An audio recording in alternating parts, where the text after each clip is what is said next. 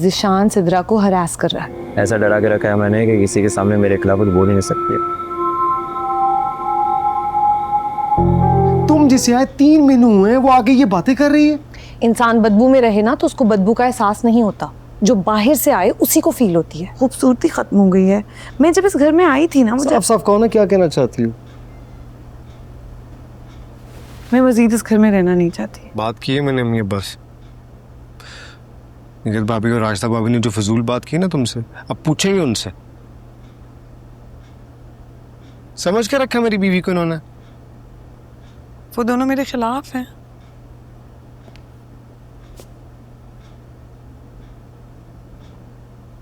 तुम बिल्कुल फिक्र नहीं करो, बस अम्मी और अब्बा को तुम्हारे खिलाफ नहीं होना चाहिए।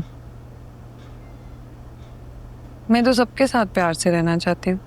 मुझे पता। तुम्हारी सहूलत के लिए मैंने सोचा है कि हम अपनी तरफ से जमीला की सैलरी में इजाफा कर देंगे, तो वो डिनर भी बना दिया करेगी और हमारे कपड़े भी धो दिया करेगी। लेकिन उस पर तो पहले ही इतना वर्कलोड है।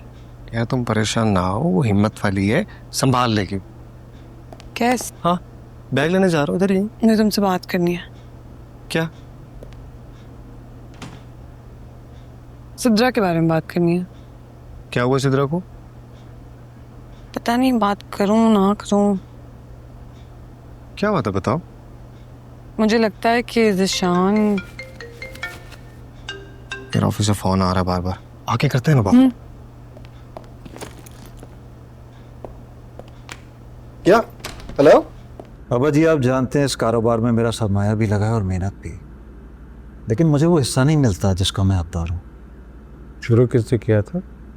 मेरी गुडविल थी जिसे तुमने आगे बढ़ाया। तुम कहना क्या चाहते हो? बच्चे बड़े हो रहे हैं और खर्चे ज़्यादा। मैं तो बस ये कह रहा हूँ कि अब वक्त आ गया है कि इस कारोबार में जिसका जो भी हिस्सा बनता है वो। तुम भाई और बाप को इस कारोबार से अलग करना चाहते हो। ये मत भूलना कि आज भी मैं इस कारोबार का मालिक हूँ। अब्बा जी, लेकिन देखो, मेरे जी से जी ना इस घर के हिस्से होंगे ना कारोबार के। मेरे मरने के बाद जो जी मैं करना। अल्लाह ना करे अब्बा जी, कैसी बातें कर रहे हो? पर ये तो यही चाहता है ना। अब्बा जी कैसी बातें कर रहे हैं आप? खुदा न ख्वास्ता मेरी ऐसी कोई ख्वाहिश क्यों होने लगी। मैं तो बस ये चाहता हूँ कि हम सब मिलजुल कर खुश असलूबी के साथ ये मामला तय कर लें। अक्सर बाद में मसले मसाइल पैदा होते हैं, इसलिए कह रहा हूँ मैं। बाद में? मेरे मरने के बाद यही कहना चाहते हो ना तुम? तुम्हारा नया मोबाइल फोन और मेकअप और ये बहुत सारे चॉकलेट्स, ये लो। बस कर दो। थैंक यू सो मच मामू, यू आर द बेस्ट। अरे एक ही तो भांजी है मेरी। और हाँ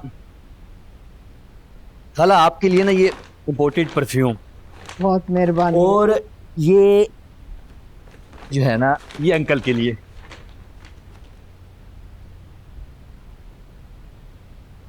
जिशान दिखाई नहीं दे रहा, उसके लिए ये शूज और हमीद भाई के लिए ये जैकेट। जिशान दरअसल पढ़ने गया है, जब आएगा ना तो मैं उसको दे दूंगा। हाँ अच्छा शफक बेटा, चॉकलेट्स ना अपनी कजनों को भी देना। हाँ हाँ मैं दे दूंगी।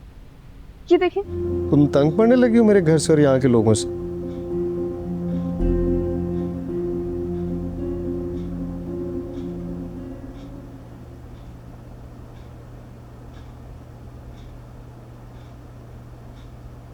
तुमने सही अंदाजा लगाया।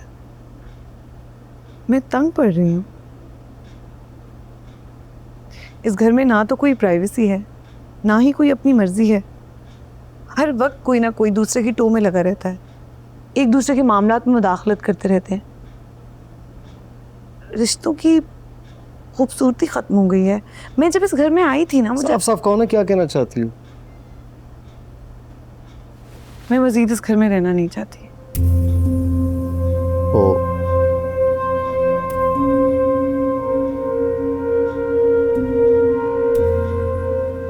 मेरी अम्मी, नुसरत बाजी और भाभीयों का अंदाज़ा बिल्कुल दुरुस्त है तुम्हारे बारे में कि तुम मुझे अपनों से अलग कर दोगे, राइट? जहाँ मोहब्बत के बजाय नफरत हो, खुलूस के बजाय शक हो, वहाँ अलग हो जाना बेहतर है। कैस कोई तुमसे नफरत नहीं करता लैला।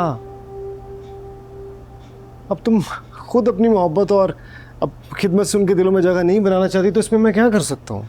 अब तुम गलत बात कर रहे हो। मैं बिल्कुल करना चाहती हूँ, लेकिन तुम्हारे इस घर के लोग, इस घर का माहौल मुझे कुछ करने ही नहीं देते हैं। इसलिए मैं कह रही हूँ कि अगर हम अलग। यार मैं अपने माँ बाप को नहीं छोड़ सकता,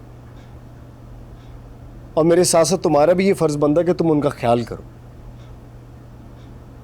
मेरी भाभियां बरसों से फर्ज निभा रही हैं और तुम इतनी जल्दी फर्ज निभा रही है। मुझे तुमसे उम्मीद नहीं थी। और तुम्हें पता माँ बाप और बहन भाइयों से कता ताल्लुकी करना किस कदर गुनाह है?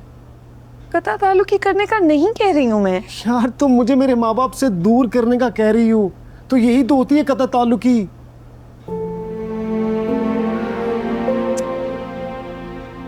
पहला आज तुमने ये बात कर ली है, प्लीज नेक्स्ट टाइम मुझसे बात ना करना। तुम्हारी इस बात से बहुत हर्ट हूँ। कोई ऐसी मैंने नामनाद से बात नहीं की जो तुम इमोशनल होकर उठकर जा रहे हो यहाँ से। नहीं यार, बस काबू में नहीं आ रही। नहीं, उसकी ऐसी मजाल।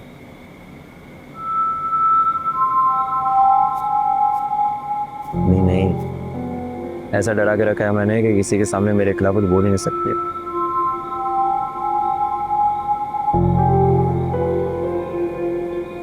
हाँ बस वो लहरा चाची ने ज़रा मुसीबत डाल रखी है। मुझे ऐसा लगता है कि मुझको शक हो गया, बस यही फिक्र है।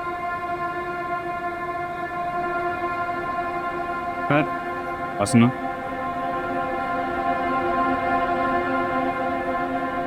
क्या है? उठो प्लीज। कैस? सब ठीक है? कुछ ठीक नहीं है, बहुत बड़ी गड़बड़ हो गई है। कैस? अब क्या हो गया यार? मैं सुबह भी तुमसे बात करने की कोशिश कर रही थी, लेकिन तुम जल्दी में थे इसलिए बात नहीं हो पाई। तुम्हारी नींद ना खराब हो इसलिए मैं समिया से बात करने के लिए बाहर गई थी, और ज़िशान अपने दोस्त से फ़ोन पर बात कर रहा था। तो ये कि मुझे पूरा यकीन हो गया है कि ज़िशान सिद्रा को हरास कर रहा है।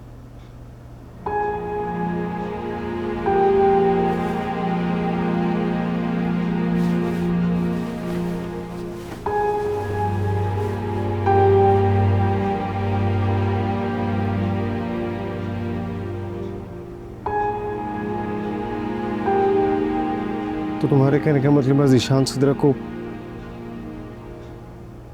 तुमने ये बात सोच भी कैसे लिए लैला?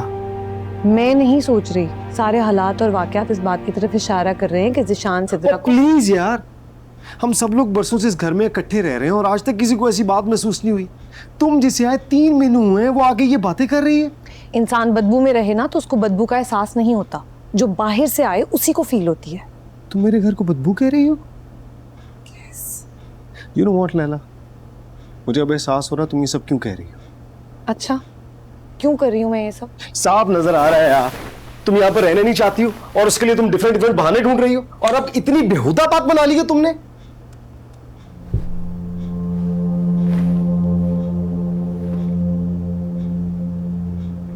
लग गया तमाशा? बोलो आप।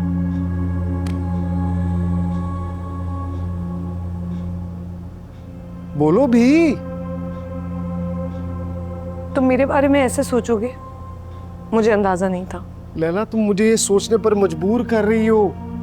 तुम्हें मेरी घर की हर बात से, हर किसी के रवैये पर एतराज है।